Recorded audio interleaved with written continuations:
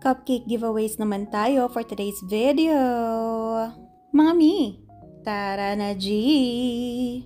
Ang theme ng ating mga cupcake giveaways ay si Kuromi dahil iyon ang favorite character ng birthday celebrant, and ang request ng ating customer is mix of color pink and color purple. So pina-ombre niya yung design ng frosting natin. So ganito ako gumawa ng ombre na effect sa ating mga cupcakes. Naglalagay muna ako ng icing sa ating cling wrap, tapos binabalot ko siya, pinapaikot ko na parang paembutido mga mima ko. Ginagawa ko ang ganitong technique para sigurado na lalabas at lilitaw yung lahat ng kulay doon sa icing natin kapag pinapipe natin.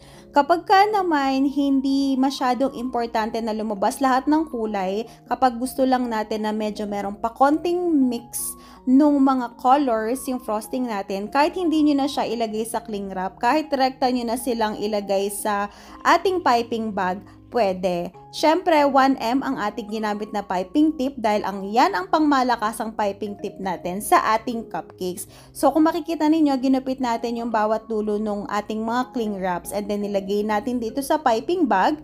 Pinush natin ng sabay para sabay din silang lumabas kapag pinipe na natin sa cake. Kung hindi naman sabay, ang gawin nyo, i-push nyo na lang muna bago nyo i-pipe.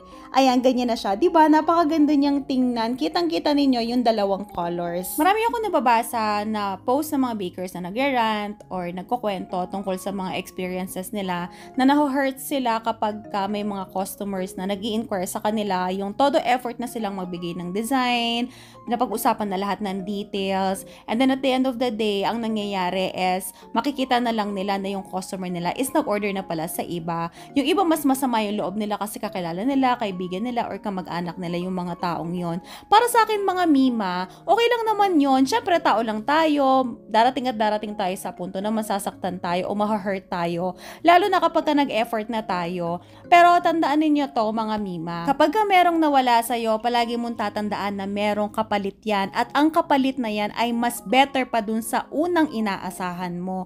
Oo, syempre masakit sa una, pero kapag tinanggap mo and then nag-move forward ka, pinromote mo ulit yung business mo, minarket mo, and ginawa mo yung best mo, panigurado, doble o triple pa ang balik niyan. Kaya lakasan mo lang ang loob mo. At saka mga tayo rin naman, kahit customer tayo, diba, ang ginagawa natin, nanganganvas tayo sa iba't ibang mga sellers, kahit na nasagot na nila or nabigay na nila yung effort nila, hahanap pa rin tayo ng kung ano at kung saan ang mas prefer natin. Kaya ganun din sila sa atin. Ang bagay na yan ay napaka-normal lang. Kaya hanggat maaari, wag sasama ang loob natin dahil negosyo ito. Sabi nga nila, trabaho lang, walang personalan. At ito na pala mga cupcakes natin mga mi. Sa tingin niyo, ilang pirasong mga cupcakes pala itong ginawa natin? I-comment nyo nga sa ating comment section at ang tamang makakasagot merong pa-GCash. Ayun lang naman for today's video. See you on our next video. Bye!